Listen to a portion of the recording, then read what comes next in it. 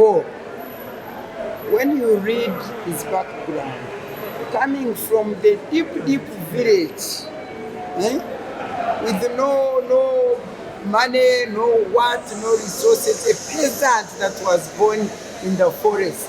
I was also born by my mother in the plantation. No nurse, no hospital, nothing. So that will show you that the kind of life we lived was, similar, where you struggle for yourselves, where your parents are not sufficiently providing for you, but still, you, because of who you are, because of what you see, you live, you get your dream early enough, because they've told you that Kanyeihamba was standing for justice, fairness, and equality.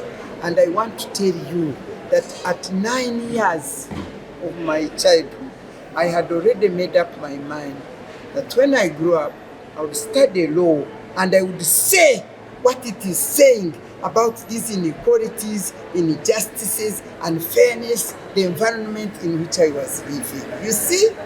So that one brings us in commonality.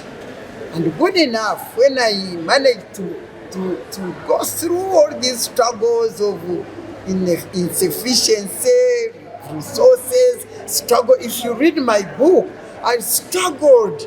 I was being prevented to go to senior secondary because my parents did not have school fees to pay for two people, my brother and myself, and yet I was doing better than my brother, but because I was a girl, they wanted to stop me.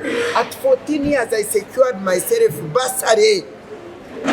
You can see that kind of character, which was born in me, and it pushed me, the environment in which I lived pushed me to eventually be who I am. And then when I came to Makerere to study law, my dream, to realize my dream, because my dream was I would struggle against inequalities, injustices, and unfairness. I reached Makerere. What do? I find a book of Justice Honorable Kanyeihamba. By then, it was not justice yet. I think it was a book called Constitutional Law in Uganda. When I read that book, I said, my goodness, would I ever see? You can't imagine you'd see such a man like that. You see, when a villager there reads Matembe's book, also you'll say, can I ever see this man? But amazingly, by the grace of God, I came now after I had become a lawyer, after I had joined politics, when 1986-89, there when Kanyeihamba came. What do I find myself? Meeting the man I had cherished, I had longed to see. And when he met me also, I don't know, he also cherished me, he valued me, and I would say that we really bonded as people, even in the last days, the last years, where people were not there, where they could not go, she could call Miria, come here. And of course, we met when she was the Minister of Justice. Then eventually, I became a member of Parliament, and good enough, I was appointed as one of the 21-member commission who made the Constitution of Uganda. So you can imagine, I got the opportunity to traverse the whole nation and make sure that we get the right views of the people to put them in the Constitution of Uganda. And guess what? In that CA, when the Legal and Drafting Committee, which put a stamp onto the real Constitution, was elected, Honorable Kanyeihamba was our chairperson. I actually contested, I wanted to contest for vice, claiming gender balance. But then we remembered it has to be national. Kanyeihamba was a Muchiga, Amununyankole. So, Ben Wacha was elected to be the vice chairperson. But me, Hope Mwesije, you have had justice, the Chief Justice now, and a number of other people, we were on that Legal and Drafting Committee, which put the final stamp. You heard what the Chief Justice was saying, that during that time, the language of Kanyeihamba, knowing the law very well, gender issues, she used to be the patron for the FIDA, for Women Lawyers Association. And then, With Kanyeihamba again, he had studied his PhD at the University of Warwick. Little did I know that I will also do my master's degree at the University of Warwick.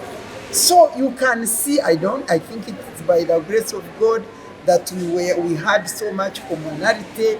Although he's a Muchiga, the tough, me and Munyankore expected to be the simple, the humble, but I ended up being tough.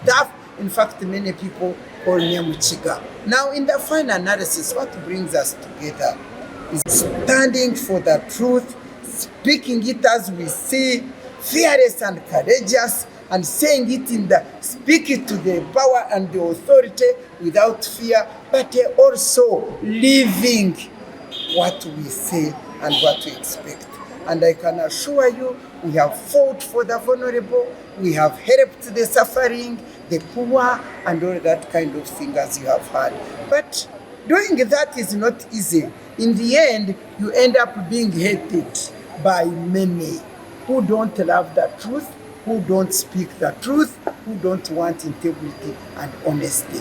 And so we also share that, where we are resented, where we are rejected, and I can tell you, when time came, despite the fact that we worked so hard for this nation, when we disagreed, me and Kanyeihamba are one of those distinguished people that refused and rejected the removal of the term limit. We rejected it, and so we were rejected. So for the last 20 years, I stand rejected as if I never did anything. And of course, Kanyeihamba also eventually, of course, he was put to judiciary, and he was standing for the right judgments and cannot be bowed, cannot be bought, cannot bend. But in the end, he served diligently and retired, and now he's going to be with the Lord. So recently, when he passed on, this me now, that's when I realized, I think, although Kanyeihamba is a Muchiga and I'm a Munyankore, you can think we were born together as brothers and sisters. And I'm so proud. I'm so proud. In fact, one time, when he would get crazy and write, he would tell me, Matembe, why are you quiet? Miria, where are you? You have become a scared fellow. Come on, get out and talk. When he was still there at home, even sick, but he would write.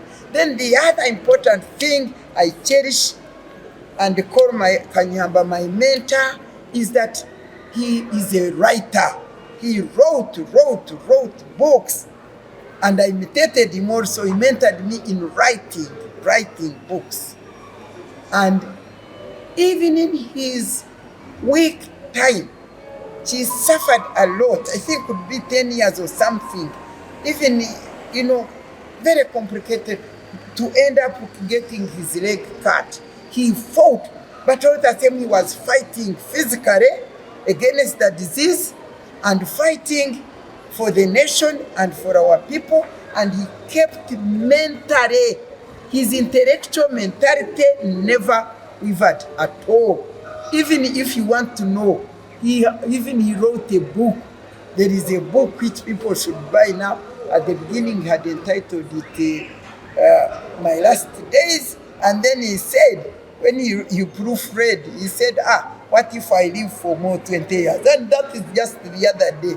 So the book is there, Kanyeihamba, Reflections, I think, Reflections and Reforms. I can't remember clearly, but I have it. I haven't read it. Like that are necessary in this land, especially in the midst of the chaos, in the midst of breakdown of ethical values and moral degeneration that has overtaken this country.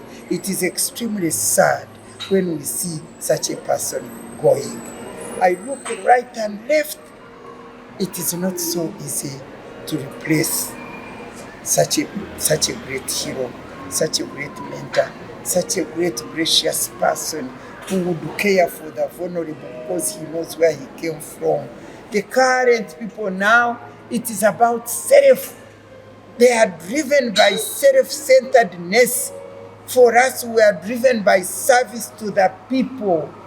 And I feel very happy and proud and glad that God led me into meeting his hero and mentor, and I call him my big brother. And what makes me very, very happy is that by the end of his days, he received Jesus Christ as his personal Savior.